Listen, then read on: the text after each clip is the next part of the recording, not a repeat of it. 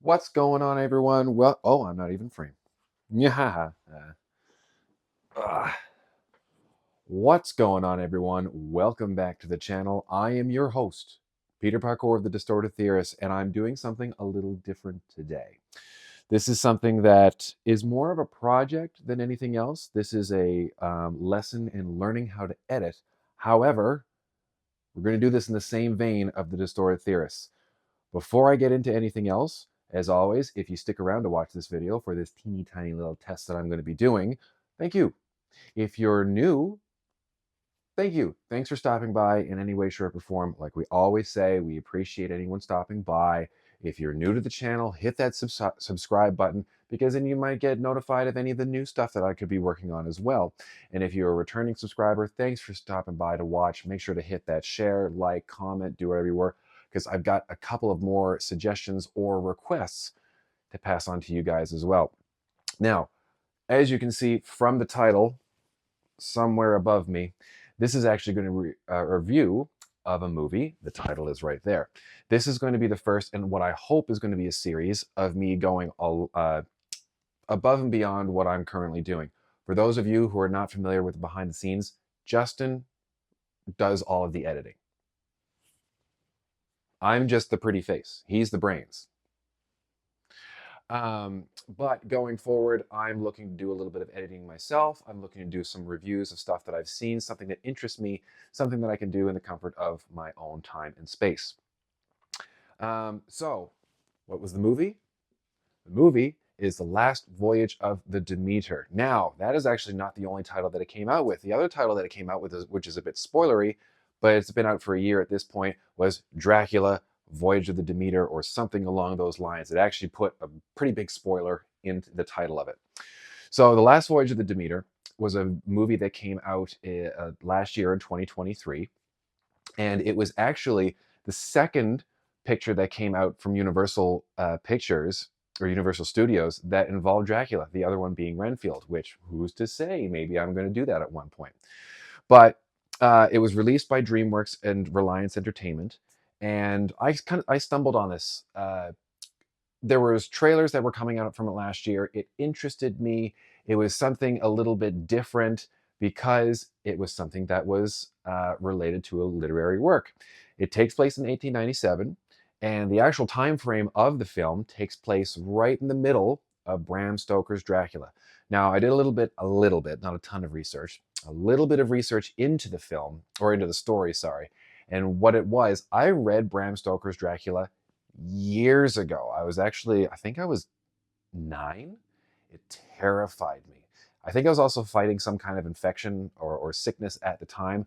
I remember watching it and my head pounding. I can't remember or couldn't tell at the time if that was due to fear or illness. Regardless, I read the whole thing pretty much in one go. It was amazing. It was one of those like young illustrated classics.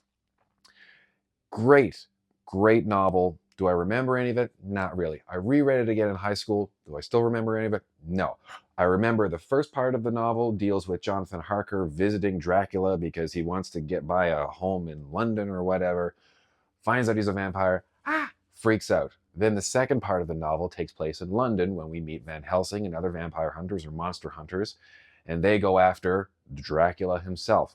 But right in the middle of the book, I believe there was a chapter that basically relates to how Dracula made the trip from Transylvania, Bulgaria, Romania, all the way to Whitby, England. And obviously, everybody dies on the boat, and this is the captain's log. And what the writers of the film did is they took that log and they turned it into a film.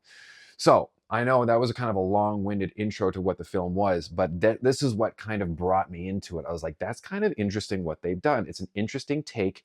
That's not a take. They've just expanded upon something that really wasn't touched as far as I'm concerned. I don't think it's been performed or at least displayed in any other form of media since 1897. So we're looking at 23, that's 136 years, something along those lines. That's pretty cool. The film stars, there's a ton of people in it, obviously, but there's not as many as you'd think, and I'm going to get to that, to reason why in a second. Liam Cunningham from Game of Thrones, and I know he's been in tons of other stuff, but that's what I remember him from. He's the captain. Corey Hawkins is in it. I don't know who he is. I know he's been in a couple of other things. I checked on IMDb. He was in, I think, Skull Island. Um, wouldn't be able to tell you who he is, but he did well. He was a very gripping character in the film. And someone who I find is another one of these chameleon actors that they're in everything, is David Dastmalchian, Dalmatian. I don't know how to say your name. I apologize. When you comment on me, David, you can come after me and tell me how to pronounce your name. He's been in everything. The first thing I remember seeing him in, I think, was The Dark Knight. So that was 2008. And he's been in a bazillion other things. He's always in bit parts. He was also in a movie about the devil that came out earlier this year, or Demons or something, or last year. I can't remember what it was called. He was in the new Suicide Squad. And he's one of these characters or actors that just kind of, he's in everything. He's a chameleon actor. He's just doesn't have a huge following as some of our other chameleon actors like Johnny Depp, Michael Fassbender. He's just not as well known. But I recognized him as soon as I saw him. And again, he's playing a very different character than he normally would. He's playing a Russian, Prussian, Serbian ship captain, first mate, and he does really well. So, real quick on the plot device of this is going to get a bit spoilery. Corey Hawkins' character, who I believe his name is Clemens, he's a doctor in, I think they get picked up in Morocco or Bulgaria. To join the ship Demeter, he manages to become the ship's doctor because he is a doctor, and a couple of people drop off a bazillion crates for being transported to Whitby, England. Then it's Dracula. And there's a whole bunch of horrific things start to happen.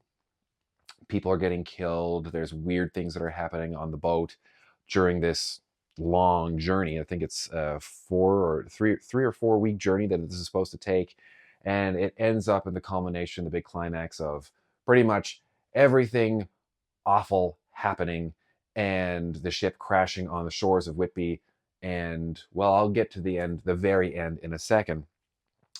The biggest thing that I noticed about the film, or at the beginning of it, was the sound quality. Now, this is my first review. You may hear me talk about this again. The reason I'm mentioning the sound quality is because I'm not sure if this was due to the actual mixing of the film, if this was due to the fact that it was streaming on Amazon Prime. Give me free Amazon Prime. Or is it my own sound setup? I don't know. This is something that I'm going to have to test for a while. I can bounce back between different rooms and different TVs. But I found that the sound quality wasn't that great. It still worked throughout the movie, but at the very beginning, it kind of took a bit for me to understand what some of the characters were saying, because there was either background noise or the mixing of their voices were too low. Again, could be my own setup. It could be something that's not even related to the film itself. Because this is a horror-esque film, the use of darkness, it doesn't need to be a bright and colorful and vivid film. You are dealing with 2 times a day. You're dealing with day, you're dealing with night when the creature is out, and you're on a boat. You don't need to see islands. You don't need to see big bright. People are miserable on this boat for more reasons than one, and the color palette is reflected well. And the use of dark and grayscale and blues works really well, especially when dealing with the creature. The thing that I really enjoyed about this film, among others, is that it's kind of like a bottle episode. This is something that, because of the time period that it takes place in the 1800s, just before the turn of the century, 1897, on a wooden boat. It's in a cargo ship that is transporting large boxes, and big surprise, there's a vampire that's on this boat. The reason that this gripped me so well is because they didn't have phones. If there was Morse code, it wasn't on this boat. There was no Wi-Fi. There was no satellites to bounce anything off. They couldn't call anyone. It was literally like, we're stuck on this boat, and we're surrounded by hundreds, thousands of miles of open water. We jump off, we drown. That's it. So they were stuck. And that's why they kind of make a decision near the end of the film to do what they do. Um, I read somewhere when I was kind of looking up for a little bit of information on the movie is that someone described this as Alien, but on a boat. And it's true. It's the same kind of feeling with, like, I don't know what we're fighting. It's hiding in the dark and it's picking us off one by one to use us for nefarious deeds, as in there's a couple of characters that I used to be fed on upon because he's a vampire, gotta have that blood. And as soon as I read that, I'm like, oh my god, the parallels are pretty, like, they're pretty tight for that. Um, the one thing that I initially was impressed with until I did a little bit of research, I was very impressed with the ending because for whatever reason, this is a bit of a spoiler. So if you don't want to know what I'm going to say, this is your warning now. I don't have the talent yet to put in the big spoiler lights or whatever. Clemens survives. Okay, he's the only survivor of the boat, and the very end of the film leads me to believe, or led me to believe, that Clemens is going to be a character that it follows up in the second half of Bram Stoker's novel. Now, when I looked into it, like, oh, is Clemens part of Van Helsing's crew? No. He basically says, "Yeah, I'm gonna be a vampire hunter. Yeah, I have to kill Dracula," and then that's it. Like, he just goes away. All right, that's it for my spoilers. If you want to come back, um, the vampire lore is pretty much kept intact. Dracula is a hideous bat. He can fly. He can also turn into fog. That was really cool. The use of horror in the film was done really well too, in terms of him just kind of popping up at certain points. There were jump scares. Um, but the vampire lore, which I really enjoyed, was it was kind of like the first time that vampires would have been seen in literature and I guess in this kind of time period. And there are some uh, there's sunlight and the reduction of certain characters to ash. And I was like, that was really well done. The only other time that I've really seen anything like that besides Buffy the Vampire Slayer was in Midnight Mass, by insert director's name here, where you see that in there.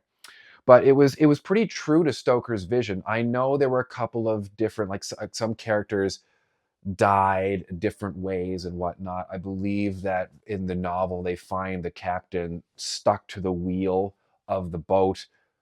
That does happen in the boat and in the movie, but I guess for creative storytelling they take him down from that, and then that's how he ends. But overall, it was an enjoyable movie. There's a couple of story beats and there's a couple of characters like, oh, why would you do this? But when you think about it, in 1897, there wouldn't have been many of these stories around, so people would have been stupid about this. They're like, I must investigate this person that has half their neck ripped off and bleeding around, but I can hear knocking on the ship that there shouldn't be up here. Ah, I'm being taken away. So there, a lot of the decisions that are made by the characters, I can't fault them for.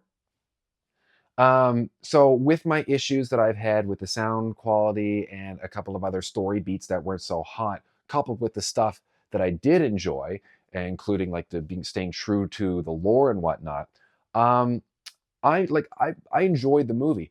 And you'll hear me mention this more if I continue to do this kind of series, is I enjoy any movie that is able to hold my attention. For those of you who are not familiar with me, I have ADHD. I have inattentive tendencies and all that stuff.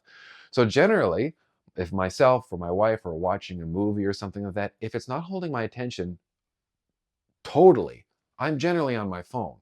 So then I'm missing parts of the movies. That didn't happen with this. This kept my attention the entire time that I watched it, besides having to stop to let the dog in and out or something along those lines.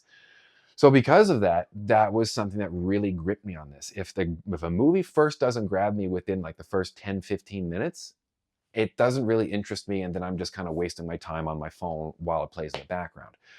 I watched this through pretty much right to the end. So I would give this an easy 7 out of 10. I'm not going to get into decimal points at this point and say which one was higher. Like 7 out of 10. Solid film. Nothing great, but nothing bad either. Sit down, watch it over the Halloweeny month if you're interested in it. It's something that I would recommend. Did it win awards? No. Did it make a ton of money? No. But was it enjoyable? Yes. I enjoyed it. So will you enjoy it? I don't know. There's only one way to tell. Go watch the friggin' film. So, okay, this video ran a little bit long. I have to tighten this up. Again, this is a test, and I appreciate anybody and love anybody that stuck around for this if you watch it to the end. I do appreciate this in every aspect of this, is because this is my own kind of little pet project within the Distorted Theorists. So from that perspective, again, if you're new, thanks for stopping by. If you're a returning subscriber or viewer, again, thanks for stopping by. I'd love to hear from you guys. If there's anything that you think that I could do to improve this, if there's any movies that you want to see me review, if you love them and you want to see my take on them, or Justin could do some of these too, then let us know in the comments. If there's anything scary or anything better for Dracula, I know the 92 film was well received and it wasn't well received. So if there's anything that you think that I could do better, or if there's anything that you're interested in me watching and then reviewing, let me know, because I'm going to be cruising. I'm going to try and do one of these a week. Yeah, so I've talked about this too much and I've waxed melodic for long enough at this point. So from both of us here at the Distorted Theorists, insert cardboard cutout of Justin here, I am Peter Parkour of the Distorted Theorists, and like we always say around here, keep it real.